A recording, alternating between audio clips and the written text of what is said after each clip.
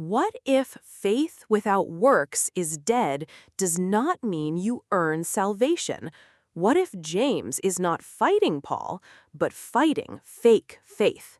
Most people hear this verse and get confused. Paul says we are saved by faith apart from works. James says faith without works is dead. So which is it? Are we saved by faith or by works? But when you read the context, James is not saying works replace faith. He is saying real faith produces fruit.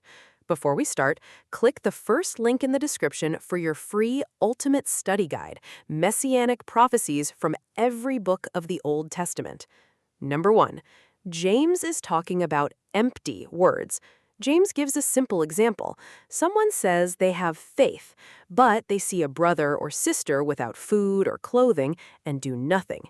They just say, "Go in peace, be warmed, be filled," but they give no help. James says, what good is that?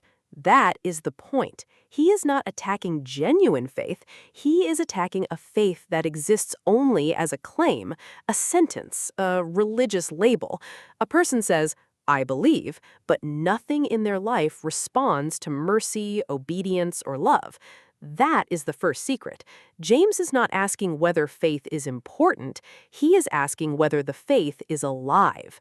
Number 2, works are evidence, not the root. This is where people misunderstand the verse. James is not saying good works purchase salvation. He is saying good works reveal living faith. A tree is not alive because it has fruit. It has fruit because it is alive. In the same way, works do not create true faith. They show that faith is real. That is why James says, show me your faith. Invisible faith becomes visible through action. Mercy, obedience, generosity, courage, repentance, love. So Paul and James are not enemies. Paul is fighting the idea that we can earn righteousness before God. James is fighting the idea that we can claim faith while remaining unchanged. Paul says, works cannot save you. James says, a faith that never works is not living faith. Both are true. Number 3. Even demons believe facts. James says even the demons believe that God is one and they tremble. That line is shocking because it means correct belief alone is not the same as saving faith. Demons know true things about God. They know he exists. They know he is powerful. They know judgment is real, but they do not love him. They do not trust him. They do not obey him.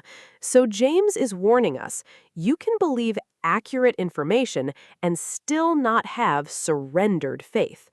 Biblical faith is more than agreeing with facts. It is trust that attaches itself to God. It is allegiance. It is a living response to grace. And that leads to the deepest revelation.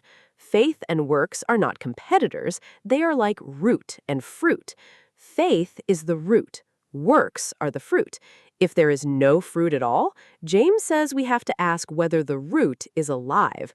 And from a Christian perspective, this makes perfect sense. Jesus does not save us because we produced enough works. He saves us by grace. But the grace that saves us also changes us. The same Jesus who says, "Come to me," also says, "Follow me." The same Jesus who forgives sinners also makes disciples. The same Jesus who gives mercy also teaches us to show mercy. So faith without works is dead is not a threat against grace. It is a warning against pretending grace leaves people unchanged. We are not saved by works, but we are saved for a life that bears witness to the one who saved us. So the question is not only, do I say I have faith? The deeper question is my faith alive? Because dead faith can talk, but living faith walks.